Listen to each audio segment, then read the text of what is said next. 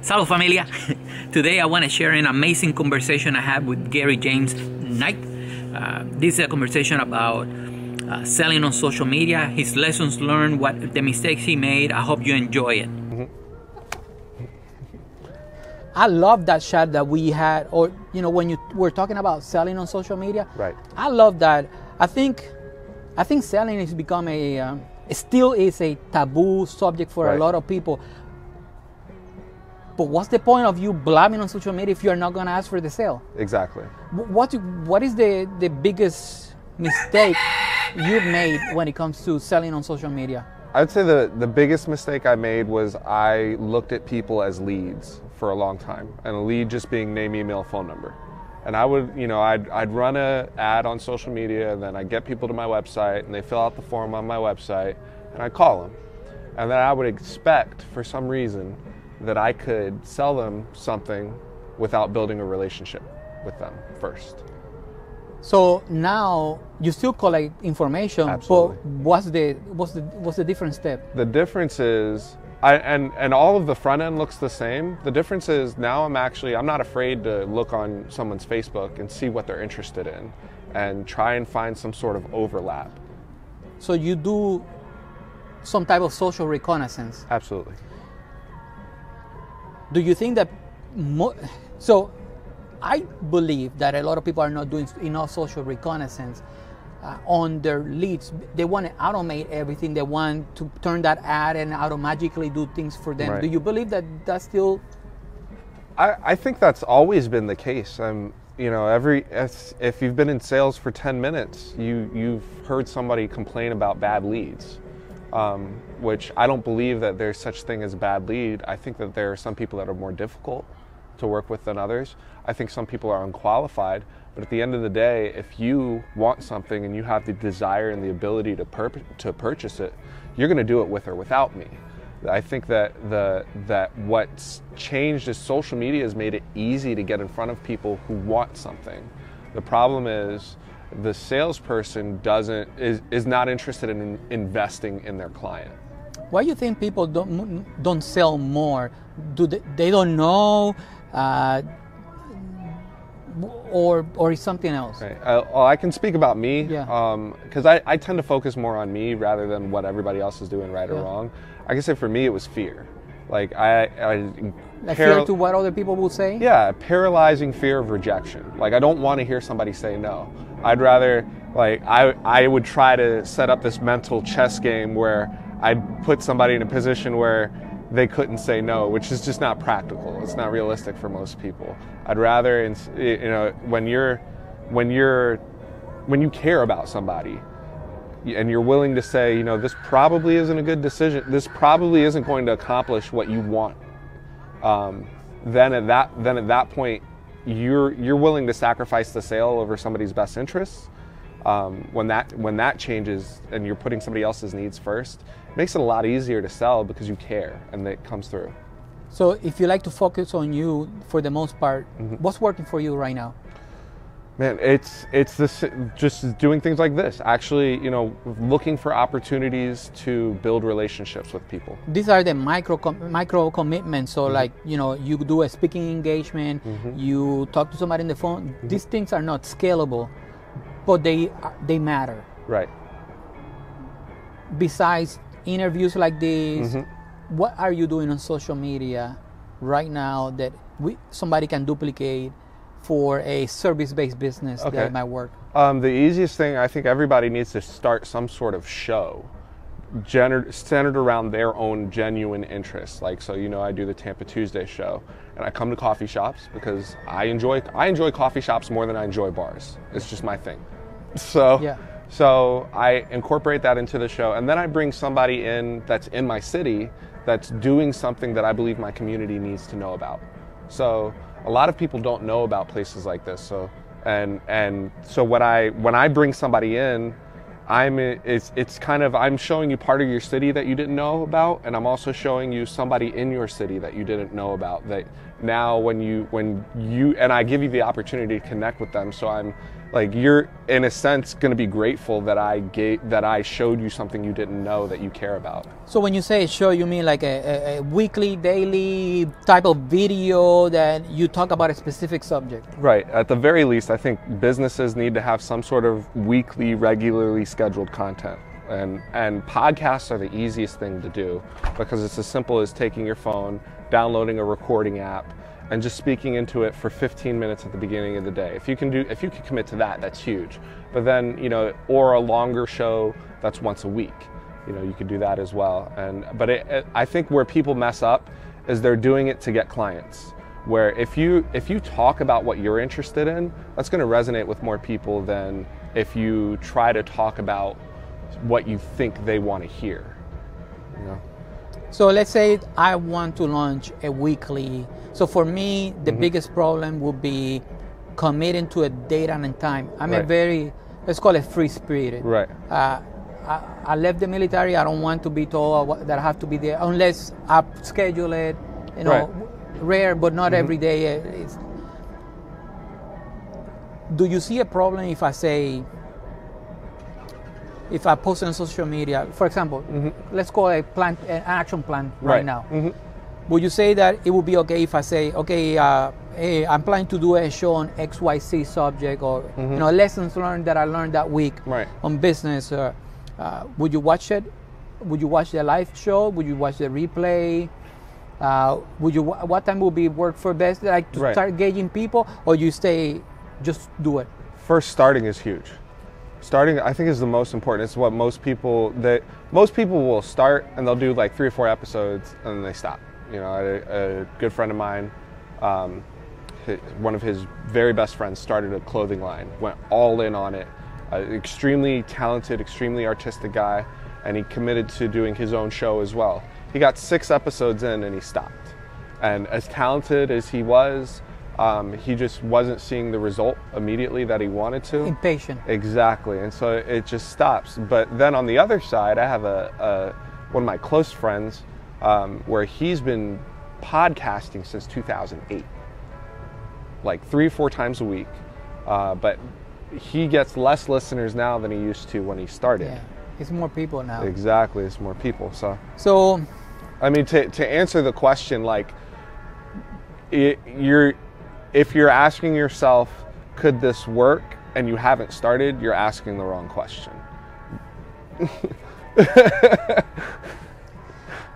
But for me, it's more about committing to a date and time. Right. So when I heard you saying that just upload the video and schedule it, I already started thinking, well, I gotta edit my video, which doesn't pay the bills, versus the other 50 that I got will pay the bill.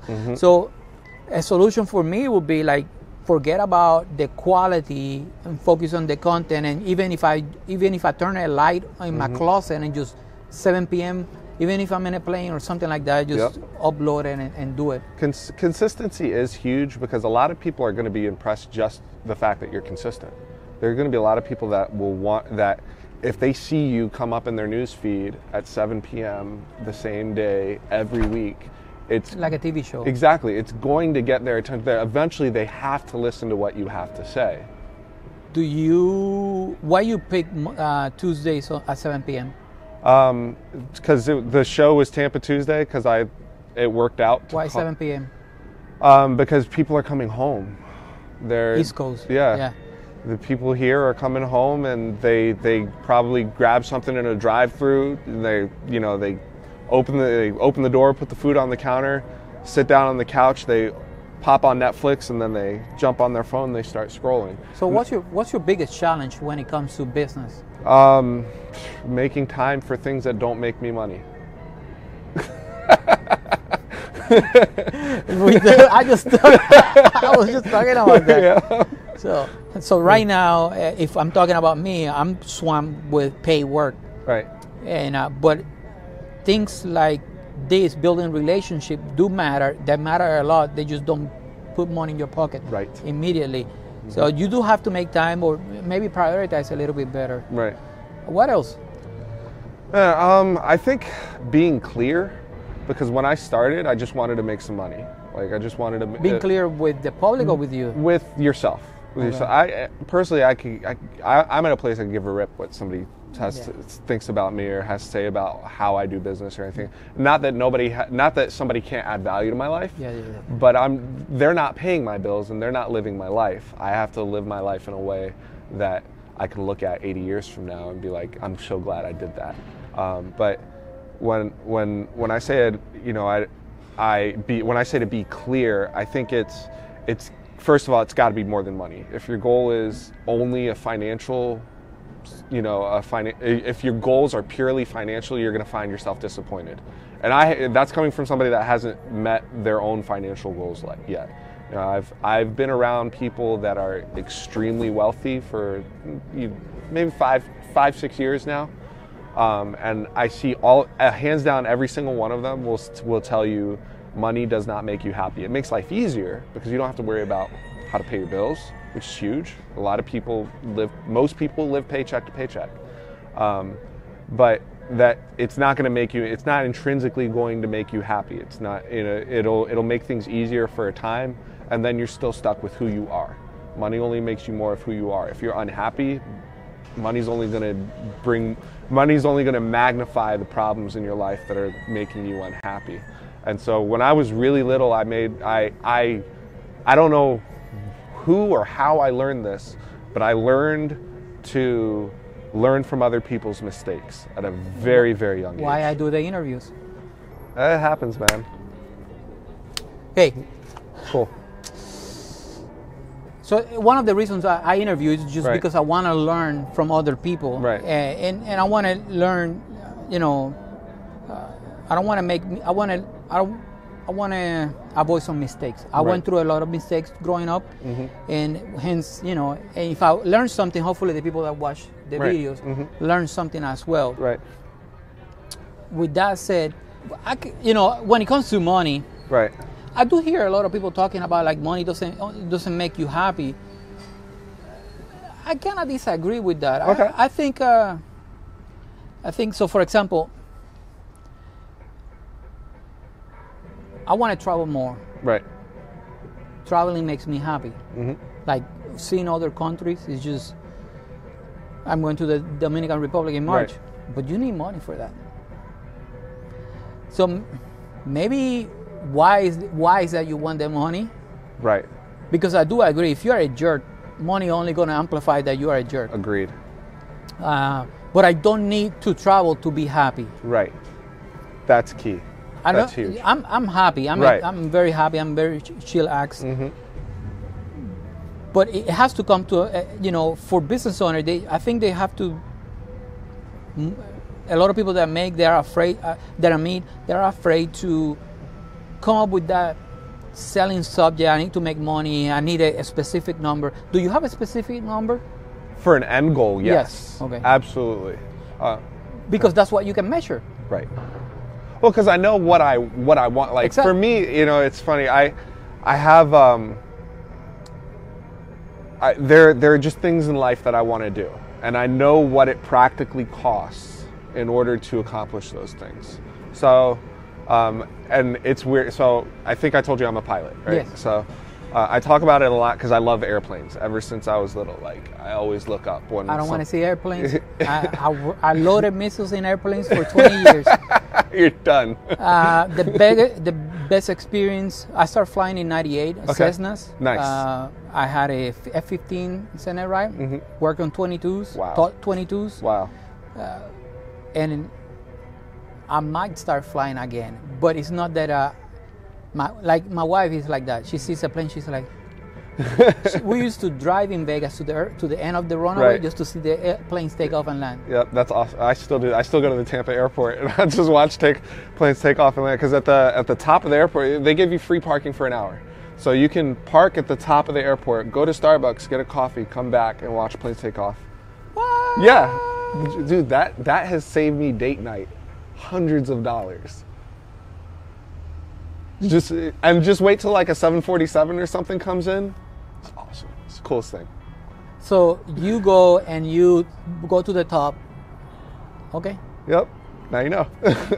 So early we talked about weekly shows. Right. So your recommendation is let's start backtracking. Right. The business, we should know what we want. Absolutely. Absolutely. So, do you think if we're gonna if you're gonna advise me on starting a goal, a weekly show, that show needs to be in line with my financial goal? No, I think it needs to be something that's. It has to be. Because finances are a tool. They're a tool to help you do what? Your show needs to be a tool to help you do whatever it is you're trying to do. Like one of my goals personally, I want to be the most influential business person in Tampa Bay. So my immediate goal is I got two immediate goals. Right. And so I want to open a co-working space. Mm-hmm. I want to do more speaking engagements. Nice. And so maybe the exposure will. I don't know. Right. I think you also have to break up, especially when you're talking any sort of content, you have to break it up into the content itself and the distribution of said content. I've seen great videos on YouTube that have 50 views because they're not being distributed the way that they need to.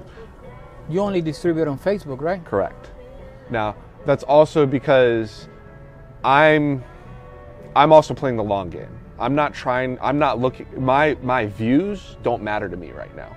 They don't matter to me either. I can have 100 views, but I know that one lead is worth 5,000, between 15, depending on 1,500 to 1,000. So it's way more than what AdSense will pay me, no matter what. Exactly. And I kind of have a goal to never monetize my YouTube channel because I want to build a real business. I don't know. I don't have anything against it. Yeah. I thought about it for a while. Yeah.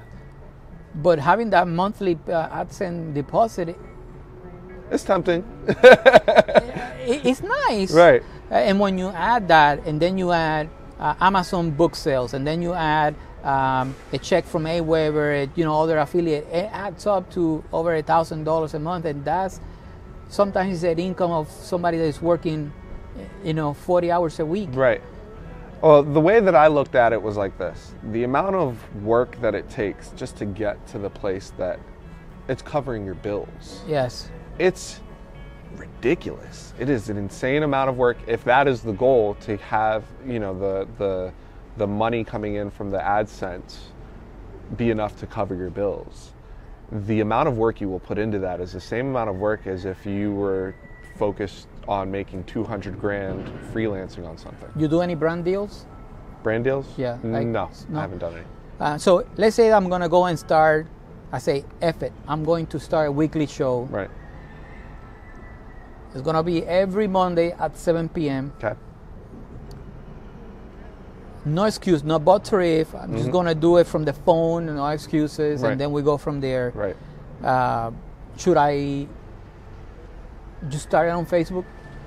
Start where you're at. Start where you, and also don't be romantic about. That's something Gary Vaynerchuk says a lot. He talks about not being romantic, and the way that I interpret that is, let the market tell you where it is. So I didn't want my market to be on Facebook for a long time. I thought my market was on Google, and then I tried a Facebook ad. It failed because most things that you try first time doesn't work out. And I was like, man, Facebook ads don't work. My market's not on Facebook. My market's on Google, on the Google search. They're on the Google search. Of course, I was very ignorant at the time, too. Oh, boy. Yeah. And then one day somebody called me and they sold me on a Facebook ad package. And I said, okay, whatever. I'll try it because what I'm doing now isn't working. And he got a little bit of a result. And I was like, if he can get a little bit more of a result than I got on Facebook, maybe there's something to it. And then as I started doing the research on the data and I started reading up on what other people were doing in the Facebook world, I realized, what, I'm crazy if my market's on the internet. I don't care what platform it is, they're on the internet. I just have to look at the data and interpret it in a way that makes the most sense for me. And for me, when I realized, I looked at the people that were buying homes. The decision maker is almost always the female in the relationship, and out of females, The two most active platforms for the 35 to 54-year-old demographic is Instagram and Facebook, by far. So, but that's data that Right. we've sourced from sites and maybe their site. But let me ask you, when you say you want to let the market tell you, let's say, okay, at the beginning of the last year, I did Right. an interview with an amazing Alejandro Reyes. He's right now his focus is on growing churches. Okay. And he said something about, I'm going to use YouTube as a search for SEO. I'm going to use Facebook to build community. I'm like, bing. You know what? I've been looking for. I like Facebook because it eliminates the barrier. I can just go live, create Right. content, and I'm always on the phone. So I migrated all my contact information. Like I eliminated contact forms from the website, and you're going to send me a Facebook message. There you go. The bots and blah blah. But if I made a mistake and Facebook is not my community, what step I can take to identify that Facebook where my peeps are? Right. I mean, I think if you're actively going after your market, you're probably already there and you don't even realize it. So there are some. So I'll use drones for instance. There's a big drone group in Tampa called Tampa Drone Meetup, and they started up. I have a drone, tampadronesrc.com for sale. There you go. That's awesome. So they started up on meetup.com, and they got huge there. And the reason they got huge there because they were the only place that if you were interested in going to a workshop and building drones and you lived here, they're the only place that you could do that. You do meetups? Not personally, no. No. That's in my explore to-do list, like things that I want to try for traffic channels. Right. It's not a bad idea to do meetups around, and this is what I suggest to new agents, because somebody just gets their license and they say, how do I get clients? And I say, well, tell me a little bit about yourself. What do you like to do? And they say, I'm just focused on real estate. All about real estate. I was like, yeah, but 6 months ago, before you even thought about getting a real estate license, what did you do? Oh, well, I played music. I'd go to Comic-Con. I'd do this, I'd do that. I'm like, those people have money. A lot of those people, people from almost any demographic and any interest are eventually going to buy a home. So you want to be the authority within that niche you know everything about already, that's going to be that person to help people buy a home in that circle. Relationship is key, especially when you're talking about sales. Relationship is so key on sales. If you want to make a sale, somebody not only has to like you, but they have to trust you, because otherwise, I mean, are you gonna commit to a mortgage and a payment to somebody that you don't believe is competent at what they do? And I think people miss out on the overlap in their real life and their professional life.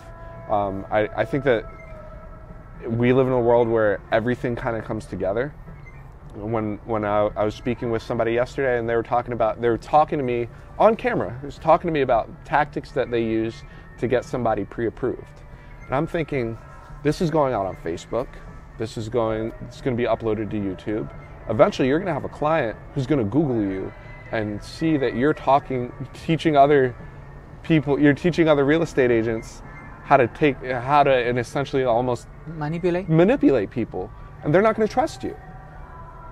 And so I think that, and trying to bring all this full circle, when you're talking about content, what content should you make? It should be something about what you're genuinely interested about.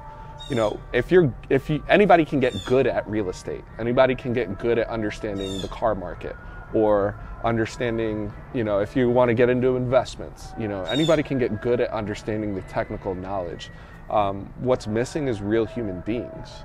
And even if I'm the guy that I refuse to miss a Comic-Con, absolutely refuse to miss a Comic-Con, and I play Dungeons and Dragons once a month in Brandon at some hobby store, I can, as a real estate agent, I can use what I'm trying to sell as an excuse to go even deeper into that world. It makes a lot of sense. So talking about selling, Right. but let me ask you a question. Are you Right. planning to do workshops? Like Not- social media besides there? Not there. not really. I'm not against it. It's just I'm very public about how I make money. Yeah. I'm very public about how I generate leads. You know, I have videos on videos on top of videos that are me going through Facebook's ad platform and setting up an ad from zero. So when somebody asks me, you know, and I did that because people ask me, how do you do lead generation? And I send them a video. It's like, this is how I do it.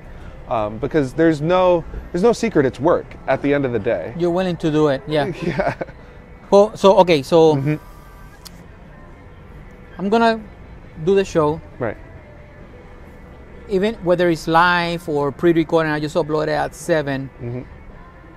What else should I do to? You mentioned distribution. What else should I do? I mean, things like finding as you're learning and getting better at things, when you'll eventually, as you're just doing your show, you're gonna realize that you're probably better at one thing than most people. And I think the easiest thing to do is find a way to leverage that to help other people, because I mean that's what I constantly do. That gets me in front of.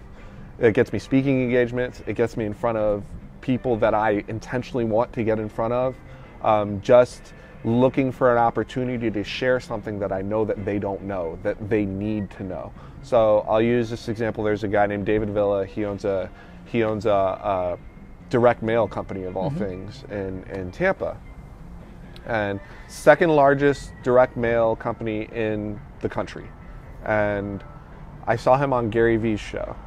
He actually got to ask a question on Gary Vee's show, and he said Tampa, Florida. I was like, I'm in Tampa. I love Tampa. Let me connect with this guy.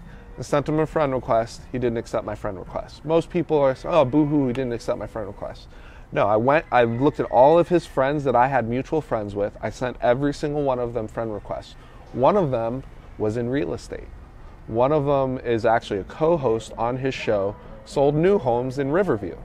So what did I do? I said, hey man, do you want to meet up? I'd love to talk lead generation because I know I'm good at it. I'd love to talk lead generation with you. Met up, got coffee at a Starbucks. 2 weeks later, he invites me at a workshop that's at David Villa's company. I meet David Villa for the first time. And I met up with, I started building relationships with his marketing team. And I started telling his marketing team things about the Facebook ad platform that they didn't even know. So basically what you're telling me is just people, if I have to summarize it, people need to stop giving excuses and I don't have X or I don't have the camera, and just start what is that I can do right now today. You're never going to have everything you need, ever. No, nobody I've ever met has everything that they need to do exactly what they want to do. Do you do you put an ad into all your Tampa Tuesday shows? Not No. yet. At some point I will. That's more for me a branding strategy, but I make really long-term plays in terms of content, because there are times when it's going to be worth it to be able to say, I've been saying this for 2 years. Got it. You know? Got it. A few things that you got me thinking that, you know, I've probably been using it as an excuse, and I don't like excuses. Just I've been ignoring them. I know I need to commit to a time, because I've talked to my wife many times that as soon as I stop uploading videos on YouTube, income drops, and I can't draw a line from A to B or from A to Z. I know something in the middle. B, I don't know. I can't type, but I know it's there. Right. But income drops. I think it's that people need to remember that you still exist. Right. They'll forget about you.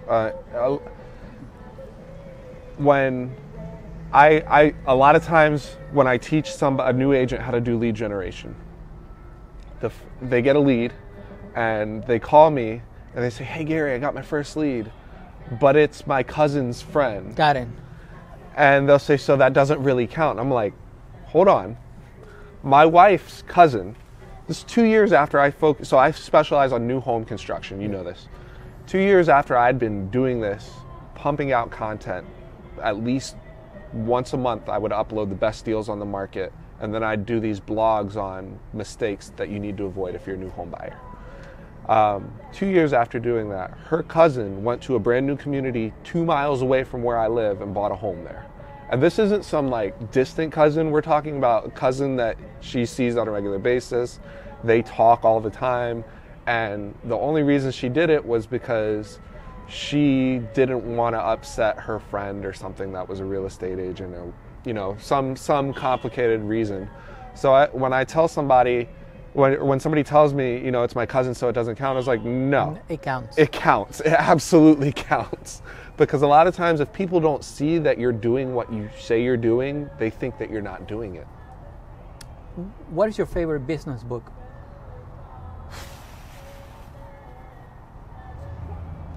There's a book called Get a Grip. I can't remember the name of the author. I don't think I've read that. But it's called Get a Grip, and it actually, the book ironically is about it's about running an efficient business meeting. But when I read it, like, it applies to almost everything. Yeah. It applies to just being clear on your goal, like clear on what you're trying to accomplish, and not letting the nuances of life or relationships get in the way of where you're at and where your goals are. Do you use a CRM? I used to use HubSpot. I got away from it. Why? I think I wasn't seeing the result that I wanted to, and The pay or free version? the free version. Okay. Yeah. I wasn't seeing the result that I wanted to, and I don't need to juggle more than 5 deals at a time. Okay. So what you use now? So right now I'm using Google Calendar. Okay.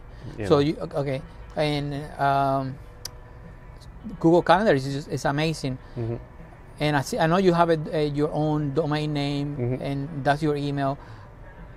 What about email lists? What email service do you use? I use MailChimp. MailChimp. Yeah. Have you tried other ones? Nope. Okay. Typically, the person that tells me, I was in a Facebook group and I posted the question, and it just became into an 82 comment argument. I love that. And I like to post questions. But those are great for your brand. So, and typically the people that typically answer MailChimp is because they haven't tried. They started with MailChimp, they haven't tried that because it's like 1,000 or 2,000 for free leads. I'm an AWeber guy. Okay. But I have a list with MailChimp. I like MailChimp for some things. Mm-hmm.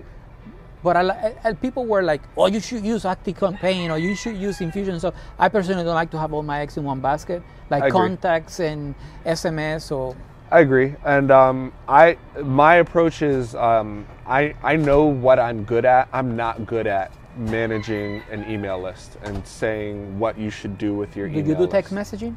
I do. What but I always by hand. Okay. I'm not doing any like drip campaigns through text message or anything. It's a like friend that. of mine. He's here from Florida. It's a Florida company. It's called Cold Loop. Okay. You should check him out. Definitely. He's in Del Rey. I 100% believe that you should be in constant contact with your leads and prospects. I just think that I close deals in real estate. I close deals in real estate so that I know what I'm talking about. Because I'm at the place that I could bring in agents to manage all of my leads and prospects, make the same amount of money, and just stay at home. But that's not the kind of business I want to build. Windows or Mac? Windows for now. Why for now? Because I can appreciate that Mac puts out a great product. But you're an Android person, right? I am. But I'm not loyal. I'm not loyal to any brand. I'll tell you. I used to be an Apple hater, and since I switched, it's not that I'm a fanboy, but I will not switch back to it. Just the ease of integration with everything. Exactly. It's time. That's the for way I me, look at Manfrotto tripods, Rode mics. You can tell me that Sennheisers are better. It just, Right. But it's not that I'm not going to use something else, but. I just trust the quality, the build. I understand that Mac puts out a product that's easy to use, and I appreciate that because I need something that's easy to use. Before, when I was just like, what's free or what's cheap, Got it. and what will get the job done. I'm at the place that I need to focus on what about me will allow me to maximize my business. And so I understand how to put pieces in place that free up my time so that I can focus on growing the business itself. How often you post on Facebook? 5-6 times a week. So no daily, no once a day for sure, twice. No. I would say you should. Okay. I focus more on Instagram once a day, at least once a day on Okay. Instagram, Okay. because I get more organic reach on Instagram than I do on Facebook. I think you should be everywhere. I believe. But it becomes a time. Exactly. I think that you should first have a real business. And I think that's where a lot of people are failing. They don't have a real business. Right. I don't think the internet is going to be your avenue to a real business. I think that you have to figure out how do you really manufacture a deal or a sale or a client or a relationship? Like how you manufacture a sale? So I go back to the relationship. For me, when you're talking real estate, I'm going to start. It starts with an idea. Say, you know what, this might work. And this could be anything from an ad campaign. It could be me going to a home builder and striking up a relationship with a sales associate. So initiate a conversation not with the intention of closing the sale, but to build a relationship. Exactly. Got it. And then maybe there is a sale there. But or a referral. Or something. And then you get to, and when you find that you've done something that you can replicate, that's when you can manufacture a deal or you can manufacture a sale. What do you mean when you find something that you can replicate? So, when I said I want to sell new homes, that was a decision that I consciously made. I had to figure out what is it that sells new homes and use that to get the attention of somebody who would buy one. Got it. You know, and it's two things. It's either it's a deal that you just can't argue with. Yes. Or it's just too pretty to walk away from. It's one of those two things. Now, from there, that might be your motivation, but I've got to give you motivation to use me. And I do that by being good at what I do. And I told this I said this in a room full of hundreds of real estate agents yesterday. I said, nobody in this room can get a better deal for a client than me. And it's not just money, but it's also making sure that they feel safe, that they have everything that they need. Because I've been asking myself the same question for 4 years, and it's what does someone who wants to buy a new home need to feel safe? And the answer is either one or two things. Either they want somebody that's going to negotiate the mess out of their deal, get them a better deal than anybody else can, or they want to make sure their home is built right. And with every client, I try to do both. It's so much that we can be talking, but it all becomes to, let's do something. Well, what are you're not doing right now that you would like to be doing? I'd like to be doing more content. What's holding you back from doing more content? I have to grow my business first. Now, that's not saying you can't do both. And I'm not going to say I'm not going to try. But I'm not focused on what I'm not doing. I'm focused on what needs to be done. That's a good way to put it. So Facebook was working for you right now. Yes. A few ads, building relationship. 100%. And the show, oddly enough, is not about real estate. It's about what's happening in Tampa. And you are not the one. They're not your events. You're just recapping events from other people, but you're adding value because they can consume it. They don't have to search for them. So it's a great way to look at it. It's genius. It's me. It's genius. My show is me, just packaged up differently. You want stuff to do. Yeah.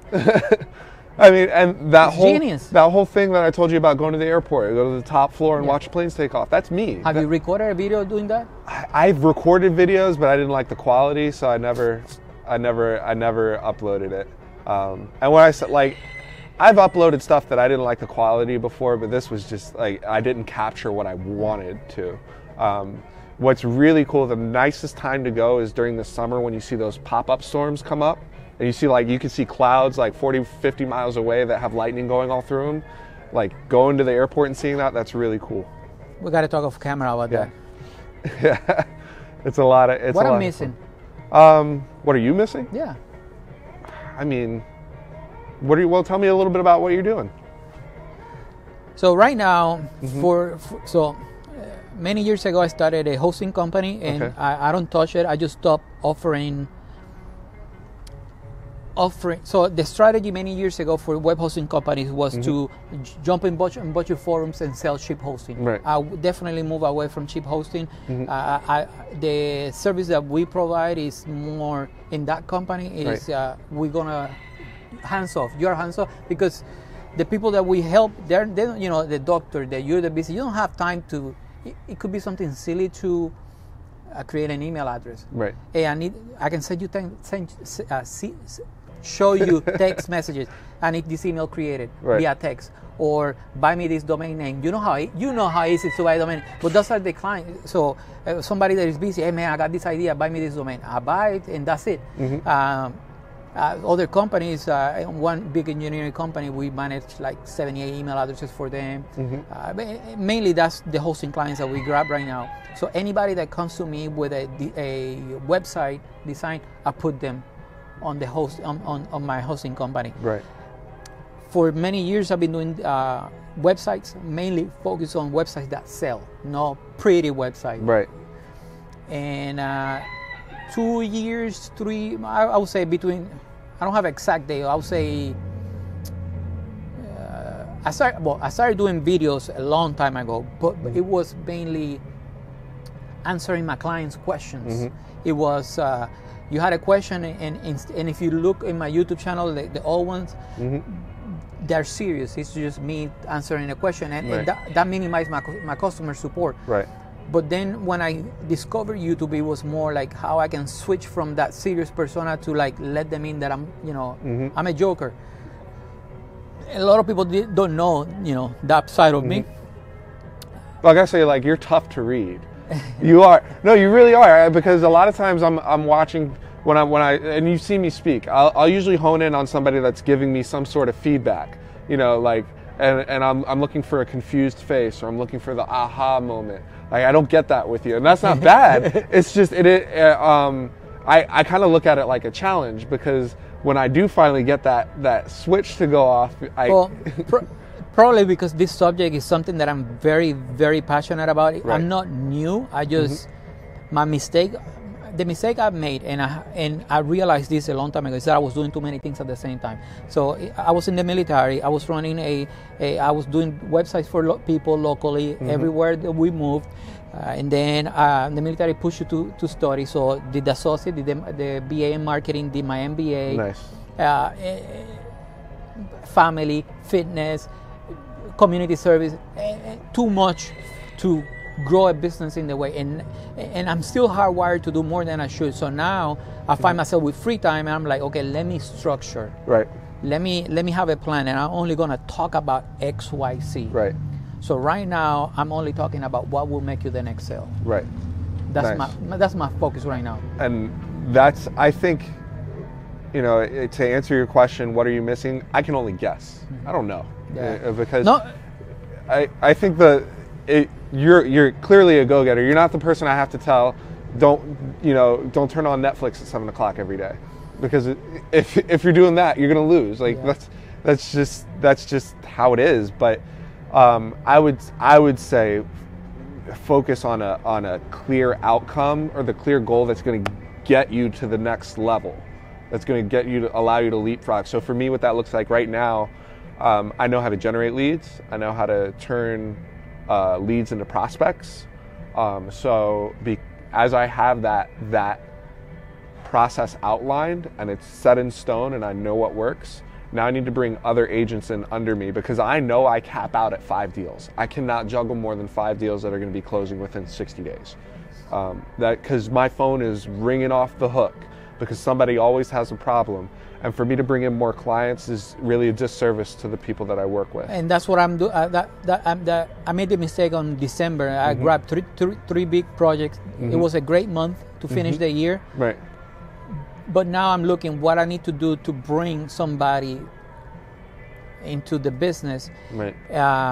So video editing, Right. at least website setup. Right. I switch how I grab the content from the client, so that will streamline the process a little bit Right. better. But converting leads into clients, that's never been my issue or my challenge. Is if I'm going to bring somebody on board, I'm going to be responsible for their income. Right. Then I need to make sure that more leads are coming in. I feel the same way as you. So there was a guy I wanted to hire as an inside sales agent, and I asked him, how much do you need to how much do you need to walk away from your job? He said, I need 60 grand a year to walk away from my job. And that's what I need him to do is worth way more than 60 grand a year. The problem is I don't know if I can commit to that income for him, because for me, I have good quarter, bad quarter, good quarter, good quarter.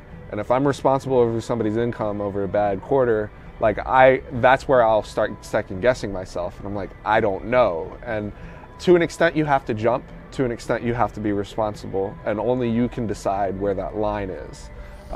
When you have a family and you have kids, that is not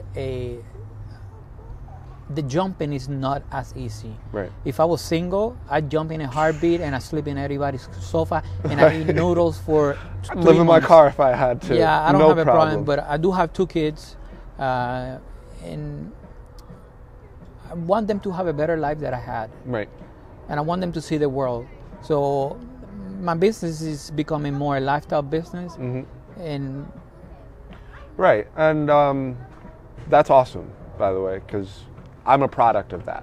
Like my mom's Puerto Rican. She studied physical therapy, moved to New Jersey, and that's where she met my dad. My dad went back to school when he was 40 to become a chiropractor. So, and he did that. I know. I thought about doing the doctors, but I really don't. Why? Exactly. Why? Nobody have ever asked me. Look, I'm a certified internet webmaster, a wireless network administrator. I got my Net Plus, my A Plus, and as 3 associates. Nobody How many times somebody asks you for your transcript? 0. You could put you have a 4.0 on your resume and nobody would ever question it. But I can argue that, just like reading books, Right. you become smarter in X areas, but it's not about the degree, it's about the learning. Right. But some people do need that grade or that degree to set that goal and finish it, but I don't know. Well, yeah, because I have my bachelor's and I got it in business. And people ask me, what should I study in school? I'm like, not business. And really, a lot of people when they ask me, because I work with high school and college age kids a lot, and they'll ask me, what should I study in school? And I'll say, well, tell me, what are you trying to do? I say, I don't know. So we got to answer that question first, because I don't care what your degree says, it's probably not actually going to help you do what you want to do. Now, that's not me saying don't go to school, because school is the reason that I was able to blog 60,000 words in 2016. Because I can crank out 1,200 words like that because of school. So you still blogging? No, I stopped. Okay. And Are you? and it's not that I don't believe in it.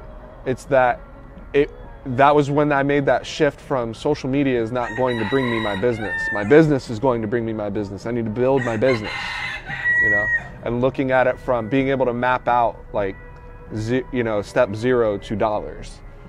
Let me ask you. Do you evaluate? So I know you earlier you said I don't focus on what I'm not doing, but once in a while we do have to look. We should look, whether it's a yearly base or a quarterly base. What is working, what is not working. Maybe try something new. Do you do that? Absolutely. I have a very interesting thesis on that.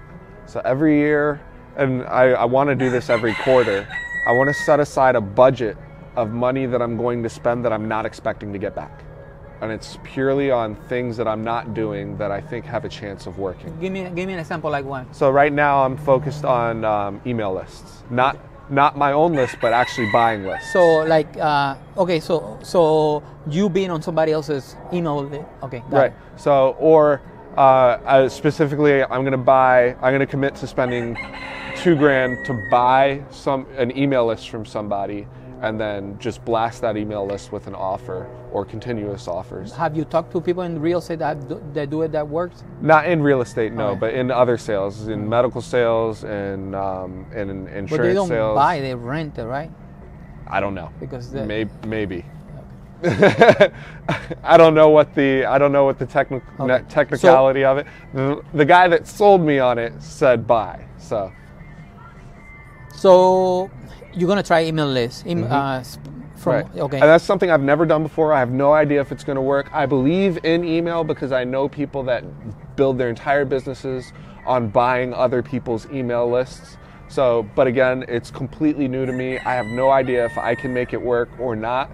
But because I believe in not leaving money on the table, I have to do something. I have to try something. So right now you're doing it once a year, but you want to do it once a quarter. Exactly. Okay. Anything else? Man, I have ideas all day long. It's just keeping the pressure on myself to execute on ideas. Like if I have, so right now I'm getting the best results out of Facebook ads. I'm not only going to rely on Facebook ads for my business, but if I have an idea for an ad that's going to work, the shortening the amount of time from idea to execution to evaluation is what I really want to do. If people want to find you, if they're in, you only sell on Tampa or you sell in surrounding areas? Or in Tampa Bay. I sell all over Tampa Bay. Mostly focused on Wesley Chapel, Riverview, because that's where the most new homes are being built. And we talked about foreclosures earlier.